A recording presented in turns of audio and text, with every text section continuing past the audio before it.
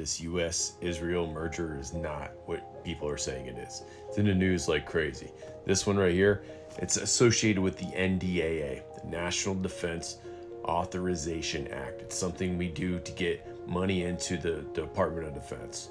This one itself is meeting a lot of contention because of this woman right here. She basically claimed that the U.S. and the IDF, the Israeli Defense Force, were going to merge, and that is just not true. And here, I've taken the whole bill apart so that you can see it and get educated. Are you ready? Let's go. We're going to start in this bill right here. Then we're going to talk about all the other things that we already have with Israel, but let's start here. This is page 4.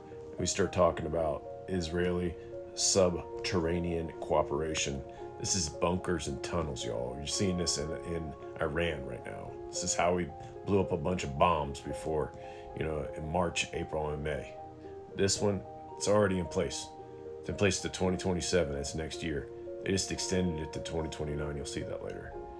This cooperation with the counter unmanned aerial system, in case you haven't been paying attention, in case you've been living on a rock without your phone, the CUAS, the unmanned aerial systems, they're being used in war in all domains. This hits all domains, and they want cooperation with the one that they're currently fighting with. It's not a big deal. Next, this is really key. This is actually needed. This is page 9.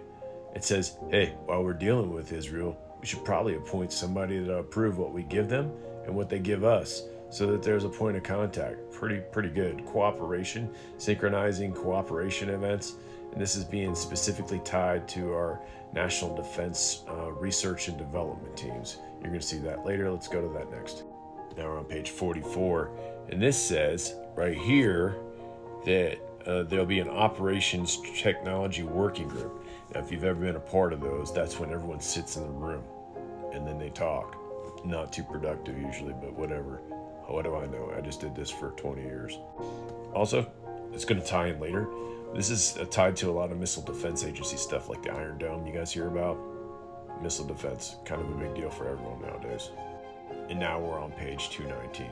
This is talking about anti-tunnel, bunkers, striking, anti-tunnel stuff, destroy subterranean facilities, tunnels, bunkers, other underground targets. We're already doing this, y'all. And then 220.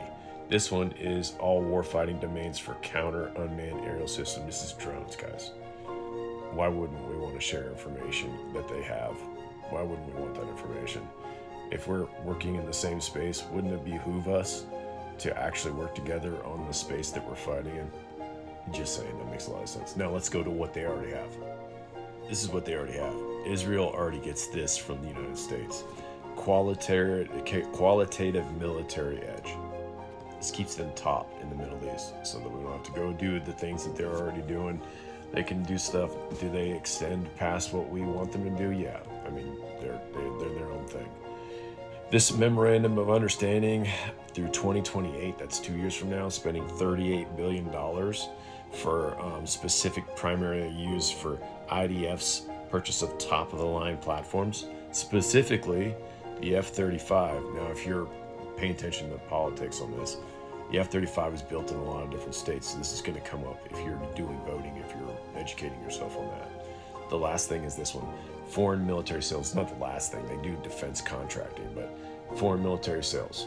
This says that they're going to get first dibs on anything that we deem is like newly developed cutting-edge U.S. defense articles. That's not just airplanes and tanks and guns. That's everything, guys.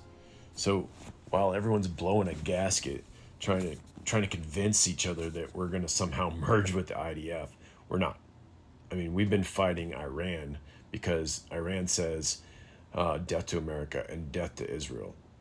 That's been happening since March, so welcome to the real world if you're into that. But this right here is not what people are saying it is. Just because AOC got up on the podium and said, hey, we're merging with the United States, this is a bad idea, doesn't make it any less politics and political favors than she's said in anything in the past. And I'm not a fan of politics. This isn't a political post.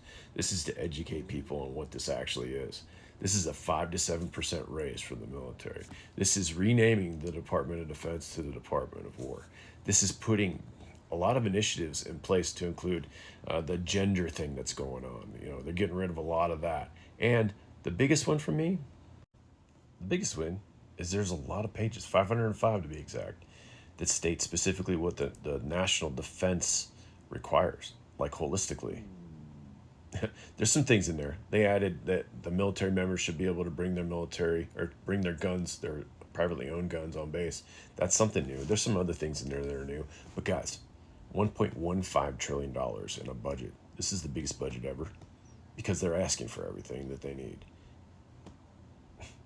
Comments over here. This is going to be fun, but just want to give you that full up. This is what's up. Until next time, I'm Atlas Altman. If you like this kind of stuff, let me know. I'll keep doing it.